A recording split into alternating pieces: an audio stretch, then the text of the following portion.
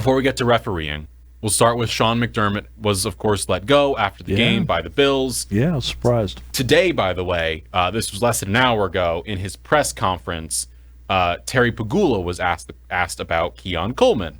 And he put all the blame of drafting Keon Coleman on Sean McDermott, which is just saying in the middle of your press conference, oh, yeah, the guy who drafted this guy was the coach we just fired, is a really wild thing to do.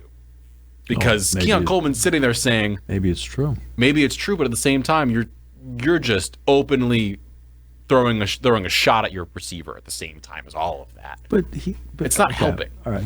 Except where did Keon Coleman help them this year? He didn't. Right? He was bad. He was a problem off the field too.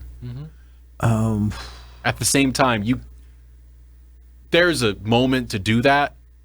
I don't think you just say Keon's a part of this organization and you just leave it at that, and you say we're not asserting blame onto who was a draft, because at the end of the day, who has to say yes, we want to draft him?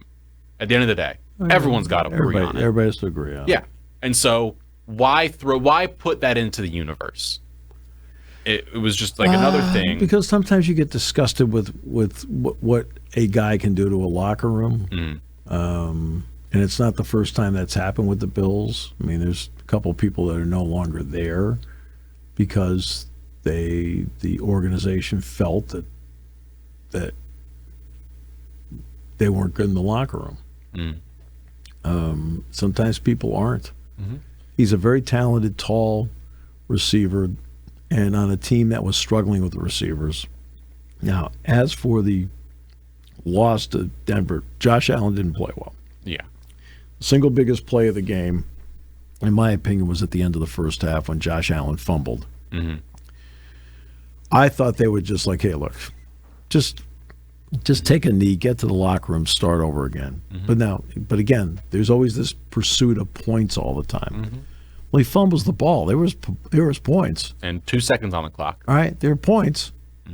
Unfortunately, Will Lutz doesn't kick for you. He kicks for Denver. And he knocks it through. And the 3 points, that's how they got to overtime. Because of those 3 points at the end of the first half. Because that was an unnecessary play to make. And Josh Allen didn't play well. Now, as I say that, we go to overtime.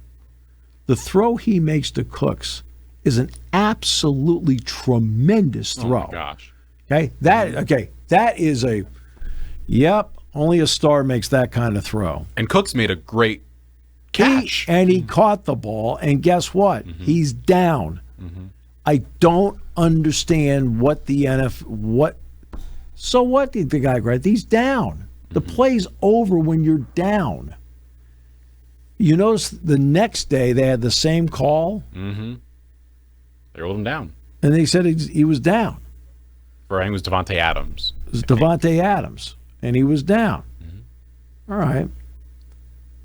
This game, and he rolls out with the ball. If he took the ball away while he's on the way down to the ground, yes. But once he is down with possession of the ball, the play is over. Because let me put it this way. If he's not touched, the play is not over. He can rip the ball away from him. But he's down because of the contact, and the play is over at that moment. Right?